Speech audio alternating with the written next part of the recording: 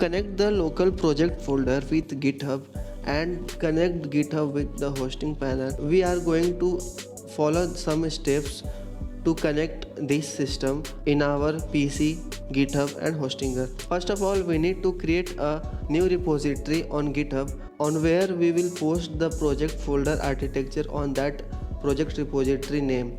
So first of all, we will create that repository name, and after that we will add the description of that project for what we are going to upload that project. So we can write that project description as a remark of that uploaded project. Whenever we finish the writing of the description, we will going to create repository on GitHub, and once the project repository created, now we are going to VS Code in our local machine and we will explore that project file which we are going to upload on the GitHub. Now we will go to open folder of that project in our local machine VS Code.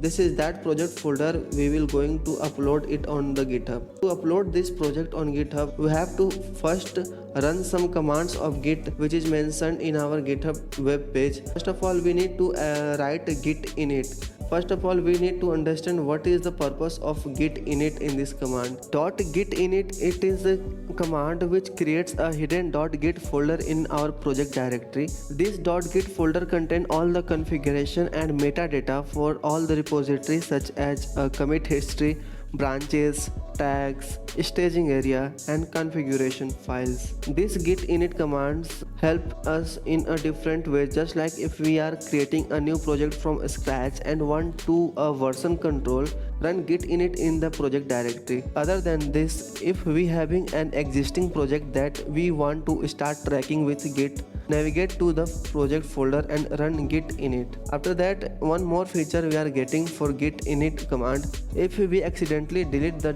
.git folder or need to reinitialize git, we can run git init again. So these are the feature of git init command. After the completion of git init, we will write another things, just like we will write git add readme.md. This will create the readme text file which will contain the information of that project, why this project has been created. So we are currently skipping this part because readme.txt file is already present in my software. So other than this, we will going to add the command git space add and dot. It means that what is the purpose of git add dot command. We will going to explain this. The git add command is used in git to stage all changes in our current directory and its subdirectories. These changes can include new files that are not tracked by git, modified files that have been changed since the last commit, and also deleted files that had been moved but not yet stages for deletion. After this command, we are going to run git commit command. The git commit command is nothing but it is committing the changes by local machine to the GitHub. It means that if we are going to run the git commit space -m space and double colon, under the double colon command we can write the project status of that commit. After that commit, we will write one more command, git remote add origin command. It means that while writing this command, git remote add origin, in last we have to mention the URL of that your repository. After successfully running the remote add origin command, we have to wait for the completion of this command, and after that we need to run the command to push origin master. It means that we have to run git push origin master command to push all the changes in our local project to the GitHub. This will upload all the files and all folders to the GitHub panel. See our uploaded repository on GitHub. All the files is uploaded now. Now we are going to change some text in the readme.txt files, and we will update by the git command, which will update all the changes into the GitHub. To change the text file, we are going to describe the website. Now we are going to add some text in readme.txt file about the website, why this website was created and what is the role of this website and for which person this website was created. So like this you can add any type of information in your readme.txt file. This file is only to describe the project folder and any type of guidance you want to provide about this project, and any type of things you can mention in this readme.txt file. After finishing writing in readme.txt file, now we have to save these changes in our local machine, and whenever the changes got completed, run git add dot command line, run again git commit command. It means that git commit -m and semicolon with remark. When this command finishes completely, then we are going to add one more command, git push command. After this push command, all the changes will reflected to your GitHub dashboard. It means that see the readme file in our GitHub dashboard, all the changes has done completely. And let's check the URL we have mentioned from our local machines, is that URL is working or not. See, it's loading and it's working fine. This was my project folder, and same project folder was uploaded to my hosting server, and the same URL is working on my hosting server. So this is completely working fine. All the project folder is uploaded to git dashboard on same repository where we have pushed from the VS Code terminal. Now we are going to connect our hosting panel with our GitHub dashboard, so that all the changes whenever we will done on our local machine to that project folder which is connected to our GitHub panel, so all the changes also will reflect to our hosting server. To finish this type of connection, we have to do some of the changes. First of all, we are going to log in our hosting panel. My hosting was on Hostinger, so I have logged in to the Hostinger, and for the testing purpose we are going to create a new subdomain of staging of this nityamakeover.com. So we are going to create a subdomain of staging.nityamakeover.com for testing purpose only, and we are going to connect git on this subdomain file structure.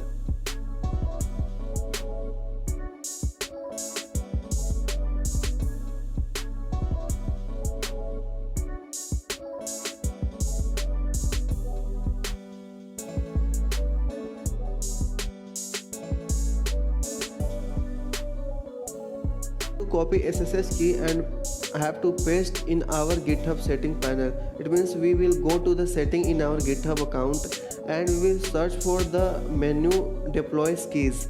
Under the deploy keys section, we need to add new deploy key, where we will paste the copied SSH key and we will mention the title. After filling all the credentials, we will now create the connection. And let's see, it's asking for password. I did not remember my password, so I will forget my password and I will reset my login account. So it's asking for some puzzles, audio challenges like this. I will solve the challenges, and it's asking for the B sound. So the number one was the B sound. Let's finish this.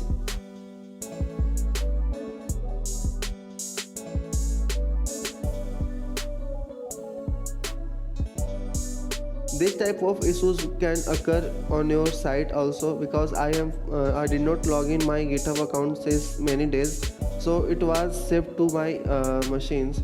The password reset mail has been sent to my mail, and I will access my email ID and I will reset my password. So now I am skipping to main part.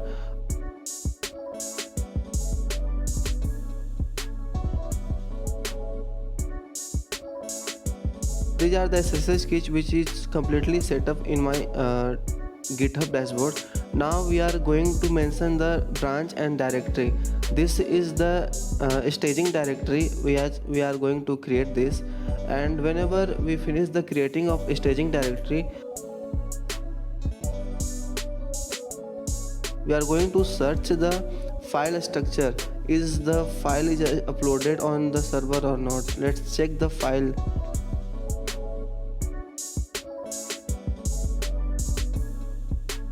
Yes, this file was in the folder staging subdomain. So we have to search the staging subdomain and see all the files got uploaded on the staging server. It means that under staging server all the files got uploaded from the GitHub.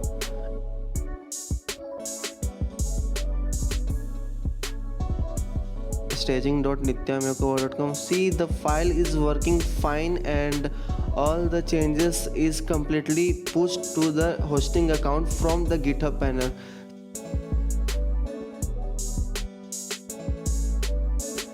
See how the connection got completely finished and working fine. So now we are going to change some of the text on the heading panel of the Nitya Makeover header and see how the changes will reflect to my server. Now I change the Nitya Makeover to staging, and I will again adding git and committing the git command and pushing to the GitHub. All the three commands we have to run anytime whenever we do some changes in our local project codes. These three commands is very compulsory and you have to remember these three commands.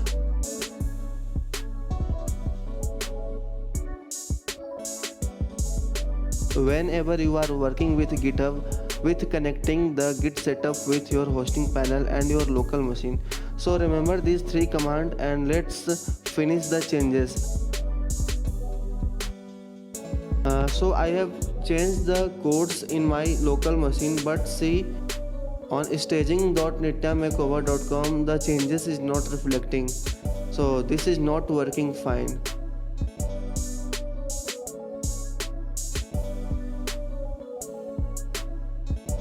And see the changes is not reflected in my server. Let's see the GitHub panel, and in index.php the codes get changes or not.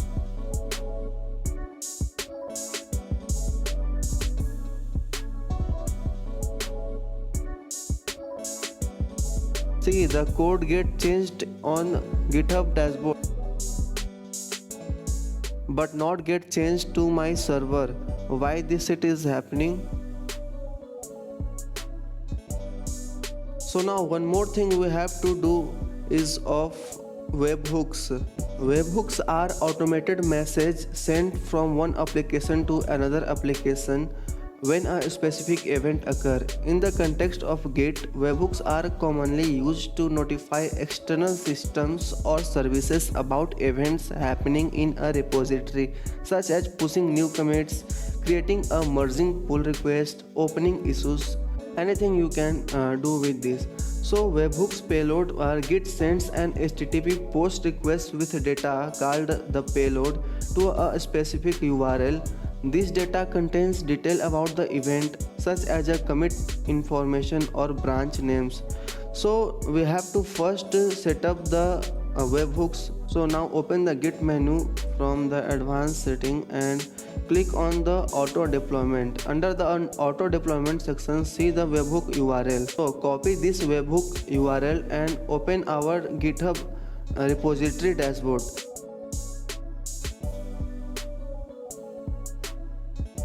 Under the setting, we have to search for the webhooks menu, and under the webhooks menu we need to add new webhook. Under the payload URL we have to paste that webhook link and click on add.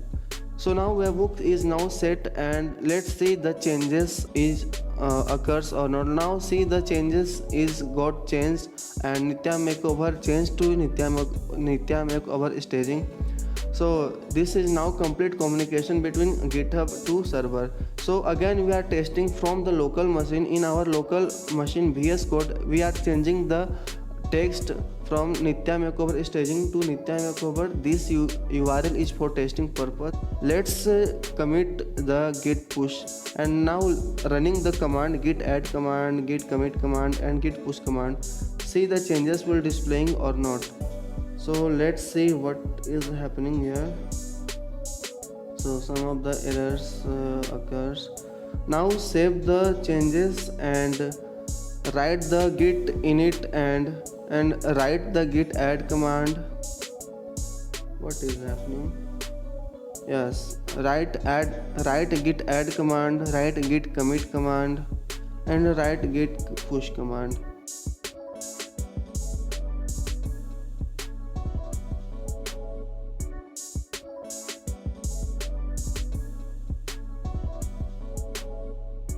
After successfully running all git commands, let's see the changes got changed. Yes, the changes got changed in our server side. It means that we completely finished the connection from our local machine to GitHub and from GitHub to our server system.